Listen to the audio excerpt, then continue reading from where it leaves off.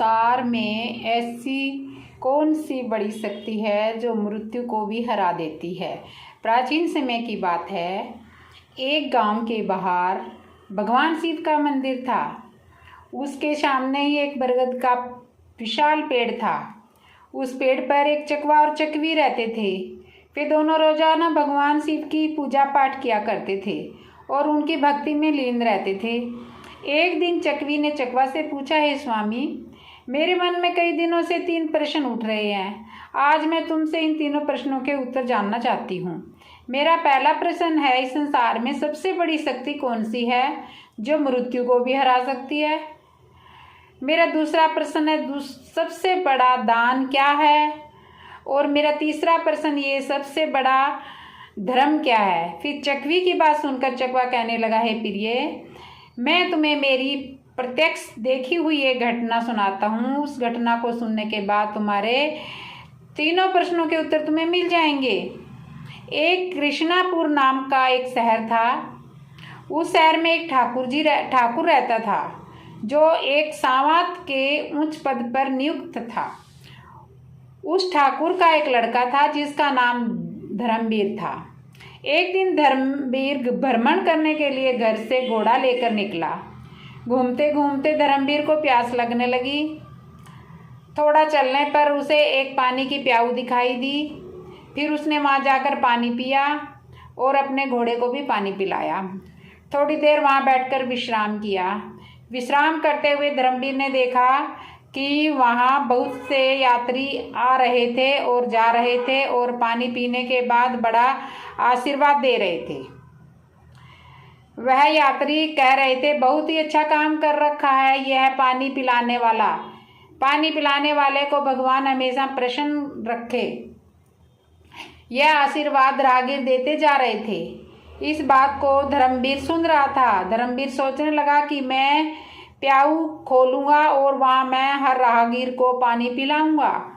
यह सोचकर धर्मवीर घर चला गया और अपने पिता सावंत से कहने लगा, पिताजी, मुझे किसी काम के लिए आपकी मदद चाहिए। तो ठाकुर कहने लगा, क्यों बेटे, क्या काम है। तब धर्मवीर ने अपने पिता से कहा, मैं पानी पिलाने के लिए प्याऊ खोलना चाहता हूँ। तो ठाकुर कहने लगा, हमारे घर में क्या कमी है, हम एक प्याऊ खुलवा देंगे और उस पर एक नौकर रख देंगे। तो धर्मवीर उस ठाकुर से कहने लगा, नहीं पिताजी, मैं अपने हाथों से पानी पिलाऊंगा। पिता पुत्र की बात मान लेता है और धर्मवीर के लिए पानी की प्याऊ की व्यवस्था कर देता है। तब धर्मवीर एक ऐसे स्थान पर प्याऊ बना लेता है जहाँ पर दूर दूर तक कहीं पानी की व्यवस्था नहीं थी। वहाँ उस रास्ते पर जितने भी राहगीर आते पानी पीकर आगे बढ़ जाते। फिर एक दिन 4 यमदूत एक मनुष्य की आत्मा को लेकर धर्मवीर के पड़ोसी गांव से जा रहे थे। फिर यमदूत ने देखा कि प्याऊ बनी हुई है तो वह चारों अपना भेष बदलकर उस प्याऊ पर पहुँचे और वहाँ जाकर उन्होंने पानी पिया। पानी पीने के बाद चारों यमदूत उस आत्मा को लेकर चले जाते हैं। उसके बाद जब भी यमदूत उस क्षेत्र में आते तो धर्मवीर के प्याऊ पर पानी पीकर जाते। फिर एक दिन धर्मवीर ने जब उन्हें देखा तो कहने लगा, भाई, तुम 4 दिन पहले यहाँ आए थे, तुम अब कहाँ जा रहे हो और तुम कौन हो। तब वह चारों कहने लगे कि हम व्यापार करते हैं और इस रास्ते से 2-4 दिन में आ ही जाते हैं। तब धर्मवीर उनकी बातों पर विश्वास कर लेता है और धर्मवीर उन चारों का हर बार की तरह स्वागत करता है, मीठा और ठंडा पानी पिलाता है। धीरे धीरे समय व्यतीत होने लगा और जब भी वह यमदूत यहाँ से जाते तो धर्मवीर उन्हें पानी पिलाता। अब चारों यमदूत धर्मवीर के मित्र बन गए। इसके बाद जब भी वह चारों यमदूत उस मार्ग से जाते तो धर्मवीर की प्याऊ पर जरूर आते और वहाँ बैठकर उनसे बातें करते और फिर चले जाते। अब धर्मवीर के विवाह का समय आया तो धर्मवीर ने उन्हें चारों मित्रों को निमंत्रण दिया। फिर वह चारों यमदूत उसके विवाह में सम्मिलित हुए। विवाह होने के बाद धर्मवीर अपनी पत्नी को अपने घर ले गया। उसके बाद कुछ समय और निकाला। फिर एक दिन यमराज उन यमदूतों से कहते हैं कि कल ठीक 12 बजे तुम्हें धर्मवीर नामक के व्यक्ति को लाना है। धर्मवीर ने उन यमदूतों को 24 घंटे का टाइम बता दिया था। अब चारों यमदूत सोचने लगे कि धर्मवीर तो हमारा मित्र है, हम कैसे उसे लाएंगे। फिर वे चारों यमदूत धर्मवीर की प्याऊ पर आते हैं।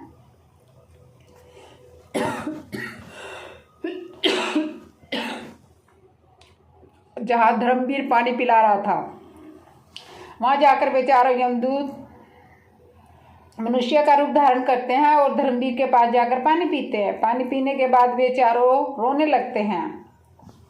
तब धर्मवीर उन्हें रोता देखकर उन्हें पूछता है, मित्रों तुम क्यों रो रहे हो? तुम बताओ, मैं तुम्हें इस क्षेत्र में जो भी कठिनाई तुम्हें हो रही है इस क्षेत्र से, तो मैं उसको ठीक करवाऊंगा।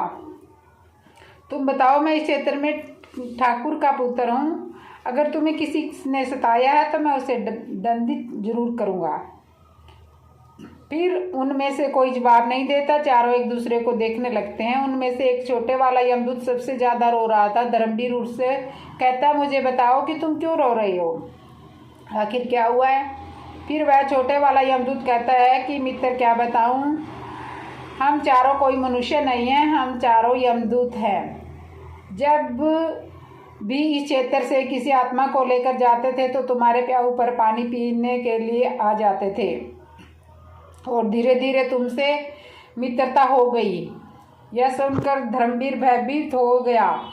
फिर उसने सबसे छोटा यमदूत कहने लगा कि हे मित्र, आज ठीक 12 बजे तुम मृत्यु को प्राप्त हो जाओगे। तुम्हारी मित्रता के मोह के कारण ही हमें रोना आ रहा है।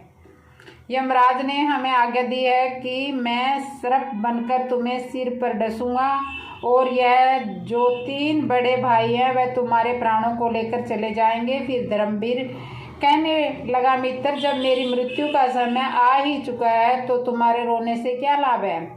इसमें भला तुम कर भी क्या सकते हो?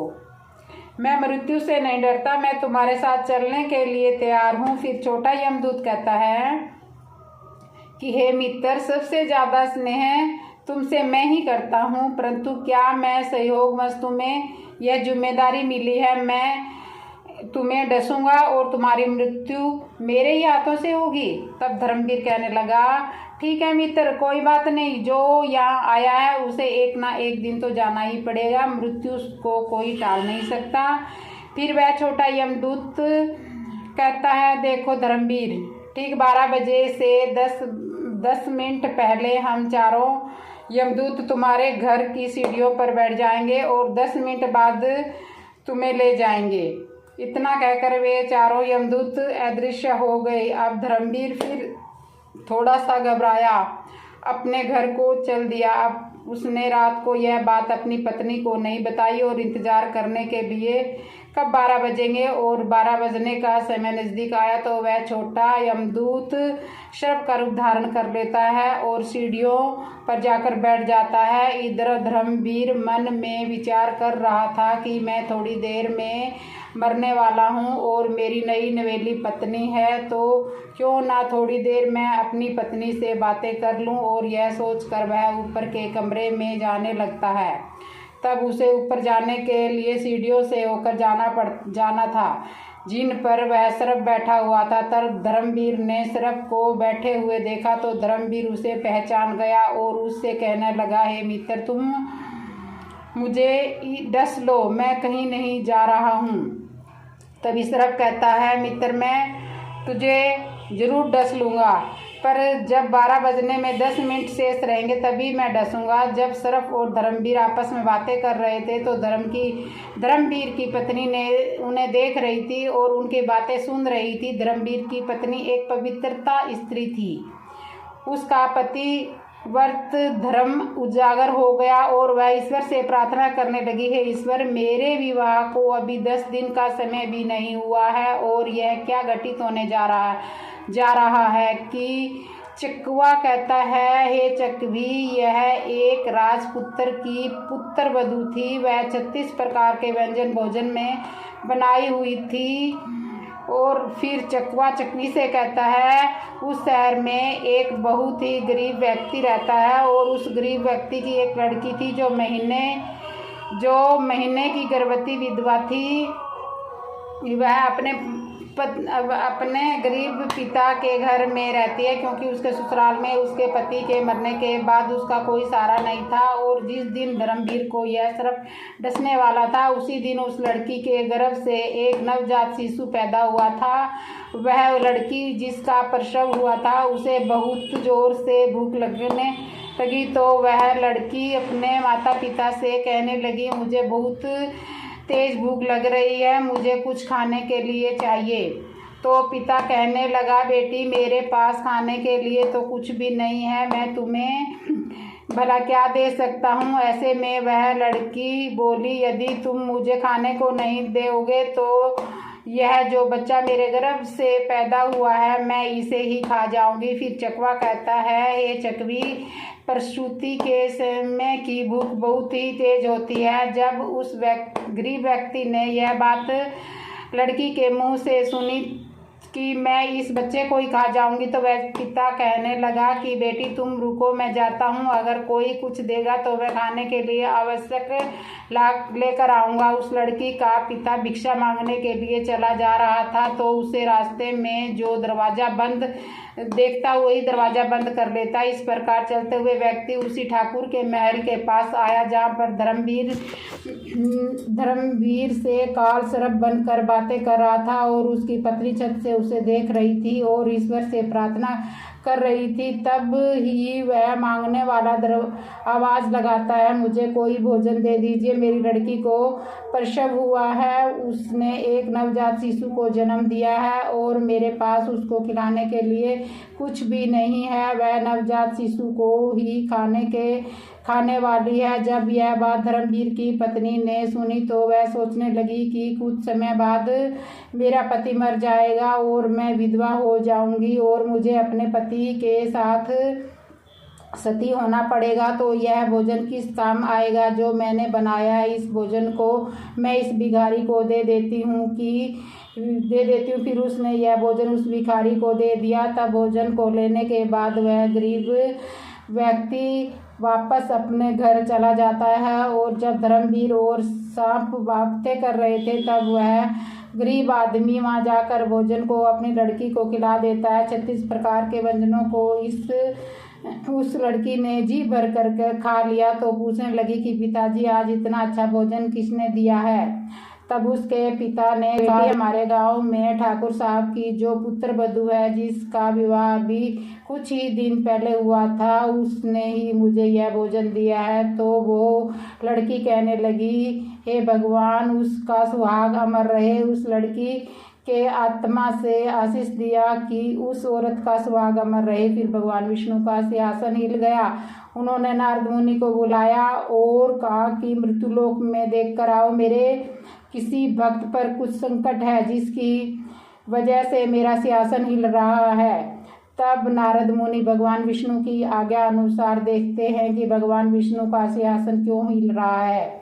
नारद मुनि देखकर बताते हैं कि एक बिल्कुल भूखी आत्मा, जिसने कुछ समय पहले एक नवजात शिशु को जन्म दिया था, वह भूख से व्याकुल थी। उसे भोजन मिलने के कारण उसने अंतरात्मा से जब यह कह दिया कि भोजन देने वाली औरत का सुहाग अमर रहे, अर्थात उसका पति जीवित रहे, और उधर यमराज ने उसके पति के प्राण लेने के लिए यमदूतों को भेज दिया है। वह बस 10 मिनट बाद ही उसके प्राण लेने वाले हैं। फिर नारद मुनि भगवान विष्णु को कहते हैं, प्रभु, प्रकृति के नियमों के अनुसार धर्मवीर की मृत्यु का समय आ गया और उसे लेने के लिए यमदूत उसके घर पर बैठे हुए हैं। और उधर एक दिव्य आत्मा ने अपनी संपूर्ण शक्ति से धर्मवीर की पत्नी को आशीष दे दिया है कि उस औरत का सुहाग अमर रहे। फिर भगवान विष्णु कहने लगे कि उस आत्मा का मान रखना पड़ेगा, चाहे मेरे कार्य में परिवर्तन ही क्यों ना हो जाए। भगवान विष्णु अपने भक्त की रक्षा के लिए उस प्रसव वाली लड़की की आत्मा के वचन को उस धर्मवीर पर कवच बनाकर डाल देते हैं। तक घड़ी में 12 बजने में 5 मिनट बाकी थे, तब धर्मवीर उस यमदूत से कहने लगते हैं कि अब तुम मुझे डस लो और मैं तुम्हारे साथ चलने के लिए तैयार हूँ। फिर उस सरफ ने धर्मवीर को डस लिया और सरफ सोचने लगा कि 5 मिनट में धर्मवीर मर जाएगा, लेकिन 5 मिनट बाद भी उस धर्मवीर को कुछ नहीं हुआ। सरफ कहने लगा कि हे मित्र, तुम्हें कुछ हो रहा है क्या? धर्मवीर कहने लगा कि मित्र, मुझे कुछ नहीं हुआ है। फिर सरफ ने उसके ऊपर तीव्र विष डाला, परंतु धर्मवीर की रक्षा समय भगवान विष्णु कर रहे थे, जिस कारण से सरफ के विष का असर धर्मवीर पर नहीं हुआ। फिर धर्मवीर सरफ से कहने लगता है कि हे मित्र, तुम मुझे पूरी ताकत से डसो। फिर तीसरी बार उस सरफ ने पूरी ताकत से धर्मवीर को डसा, परंतु धर्मवीर का बाल भी बांका नहीं हुआ। फिर धर्मवीर को जीवित देखकर चारों यमदूत हक्के बक्के रह गए और कहने लगे, हमें इसके लिए यमराज के पास जाना पड़ेगा।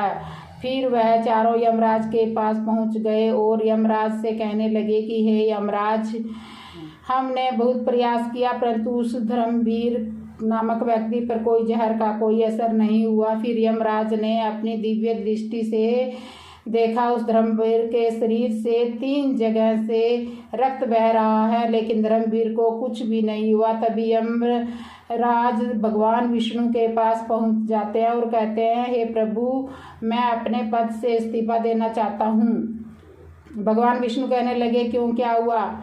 तब यमराज कहने लगा कि प्रभु, प्रकृति के नियम से परिवर्तन हो गया। इस व्यक्ति की मृत्यु का समय आया था, वह व्यक्ति 3 बार प्रहार करने से भी नहीं मर सका, इसका क्या कारण है? तब भगवान विष्णु कहते हैं, हे यमराज, यह आत्मा की शक्ति है। फिर भगवान यमराज कहते हैं, हे प्रभु, यह आत्मा की शक्ति क्या होती है? तब भगवान विष्णु कहते हैं, यदि कोई व्यक्ति अपनी अंतरात्मा से किसी दूसरे व्यक्ति को आशीष या श्राप देता है, तो उसको झूठा करने की शक्ति मेरे अंदर भी नहीं होती, चाहे फिर मुझे इसके लिए प्रकृति के नियमों में परिवर्तन क्यों ना करना पड़े। फिर भगवान विष्णु कहते हैं, यमराज, जरा ध्यान से देखिए, एक ऐसी गरीब औरत है जिसका पति मुझे महीनों पहले ही छोड़कर मर गया, जो अपने पिता के पास रह रही थी और पिता के पास भी खाने को कुछ नहीं मिला, जिसने कुछ समय पहले ही एक शिशु को जन्म दिया, उसे भोजन नहीं मिल रहा था, तो वह उसकी आत्मा भोजन के लिए तड़प रही थी। तो उसने नवजात बच्चे को खाने की तैयारी थी, तो उसको भोजन उपलब्ध कराया और धर्मवीर की पत्नी ने उस औरत ने उसे ऐसा आशीष दिया कि उसका सौभाग्य अमर हो जाए। मुझ में एकराह होकर जो व्यक्ति आशीष या श्राप देता है, मैं उसके वचन को कभी झूठा नहीं होने देता। हे यमराज, इसलिए मुझे धर्मवीर की आयु 100 वर्ष और बढ़ानी होगी। फिर यमराज धर्मवीर की आयु को 100 वर्ष बढ़ा देते हैं। फिर चकवा कहता है, चकवी, तुम्हारा पहला प्रश्न था कि संसार में सबसे बड़ी शक्ति कौन सी है जो मृत्यु को भी हरा देती है? तो समझ लो, सबसे बड़ी शक्ति होती है आत्मा की शक्ति। यदि कोई व्यक्ति आत्मा से आशीर्वाद दे या श्राप दे, तो उसे ईश्वर भी टाल नहीं सकता।